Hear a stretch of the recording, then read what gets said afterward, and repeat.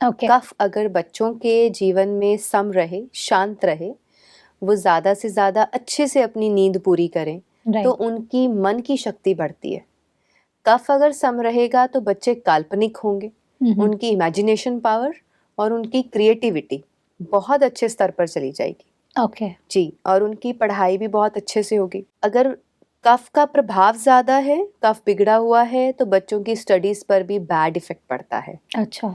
और उस केस में उनका फिर पित्त जो है वो बैलेंस होना ज़रूरी है। पित्त के प्रभाव में स्टडी बहुत अच्छी होती है अच्छा। और कफ के प्रभाव में स्टडी अच्छी नहीं होती, इसलिए छोटे बच्चों को ज़्यादा पढ़ाई की तरफ ध्यान ना दे करके खेल कूद में ज़्यादा उनका जो रुचि है ज़्यादा दी भी जाती है और पुराने ज़माने से होती भी थी। जी। और आप देखते हैं कि जितने भी आविष्कार होते हैं या जितनी रिसर्च होती है, जितना पढ़ाई और स्टडी से रिलेटेड जो जितने भी कार्य हैं, वो आपके 14 साल की उम्र से 60 साल की उम्र के बीच में होते हैं। राइट। क्योंकि पित्त के प्रधान में आपकी स्टडी का लेवल बहुत एडवांस होता है, बहुत अच्छे से हम कर पाते हैं। ओके। जी। ओके। तो सिस्टर ये जो आप कह रहे हैं कि एजुकेशन के लिए भी कफ का बहुत बड़ा एक रोल प्ले करता है, इस सिचुएशन में अगर हमें उसे बेटर करना है, अगर हम उससे बाहर निकलना चाहते हैं और एक बैलेंस्ड लाइफ जीना चाहते हैं, खास करके बच्चों के लिए जो पढ़ाई कर रहे हैं, उन लोगों के लिए आपका क्या कहना है? देखिए, बच्चों के लिए खासकर ये है, बहुत ज़रूरी है कि कफ प्रकृति को बैलेंस रखने के लिए हम मेन 3 पॉइंट्स को उठाएँगे, जी। 3 सॉल्यूशंस हैं। तो सबसे पहले है खास बच्चों के लिए, कि अगर बच्चों का कफ सम रखना चाहते हैं, बैलेंस्ड रखना चाहते हैं, नंबर 1 है उसके लिए मालिश। अच्छा। वो हर रोज़ होनी चाहिए। मालिश जितनी अच्छे से उनकी होगी शरीर की, उतना ज़्यादा अच्छा रहेगा।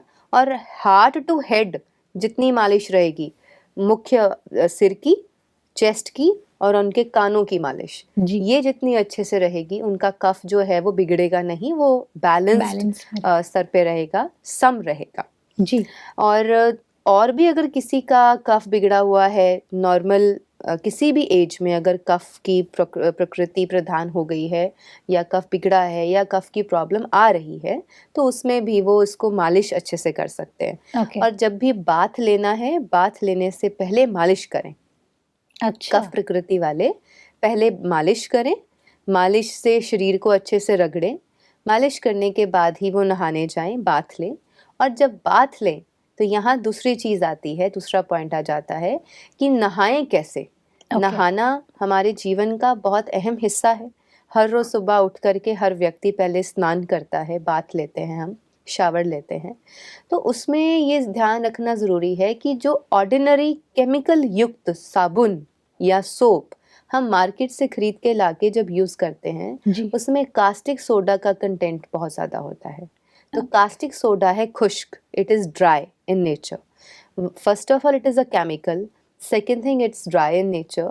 तो फिर वो हमारे शरीर के ऊपर जब हम उसे लगाते हैं तो हमारी स्किन जो है वो ड्राई हो जाती है। ओके। इसीलिए सोप यूज़ करने के बाद जब भी आप अपने स्किन के ऊपर आप अपने नाखून से अगर निशान डालेंगे, तो वो ड्राई मतलब होता वो है। ड्राई होता है and it gives a mark, जी। वहाँ पे निशान पड़ जाता है। जी। तो उसकी जगह पे हम क्या यूज़ कर सकते हैं? नेचुरल अगर आप चाहते हैं कि आपके शरीर की कांति बनी रहे, जी। नेचुरल ग्लो रहे और शरीर आपका हमेशा तंदुरुस्त रहे और कफ बिगड़े नहीं, तो इसके लिए हम इसको रिप्लेस कर सकते हैं घर में खुद का बनाया हुआ उपटन यूज़ करके। ओके। घर का बना उपटन यूज़ करें।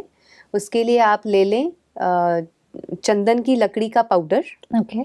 कुछ इंग्रेडिएंट्स हैं, जिसको जितना मिले उतना ऐड कर सकते हैं। चंदन की लकड़ी का पाउडर, मुल्तानी मिट्टी का पाउडर, बेसन या चने का आटा और थोड़ी सी हल्दी, जस्ट अ पिंच ऑफ हल्दी, बहुत ज़्यादा नहीं है वरना वो पीलापन ज़्यादा उसका आ जाएगा। राइट। तो इसको पाउडर्स को सबको मिक्स करके उसमें आप थोड़ा सा, अगर आपकी बॉडी में बहुत ज़्यादा ऑयली है बॉडी, तो आप थोड़ा सा उसमें हाफ अ लेमन स्क्वीज़ कर सकते हैं। नहीं तो आप उसमें दही डाल दीजिए और या फिर उसकी जगह पर थोड़ा सा कच्चा दूध डाल दीजिए। ओके। इसको मिक्स कर लें, पूरे मिश्रण को आप मिक्स कर लें। दूध और दही थोड़ा थोड़ा भी दोनों ऐड कर सकते हैं। और नहाने वाली जो बकेट है आपकी, जिस बकेट से आपने पानी यूज़ करना है, अगर तो शावर ले रहे हैं तो इट्स डिफरेंट, तो फिर आप इसी में नींबू स्क्वीज़ कर लें। अगर आप बकेट यूज़ कर रहे हैं नहाने के लिए, तो बकेट में आप 1 या 2 नींबू सारा स्क्वीज़ करके अच्छे से, उसमें सारा जो विटामिन सी है वो आ जाएगा। उससे आपकी बॉडी का जो कलर है वो भी निखरता है और एक कांति बनी रहती है। It right. Remains supple and soft.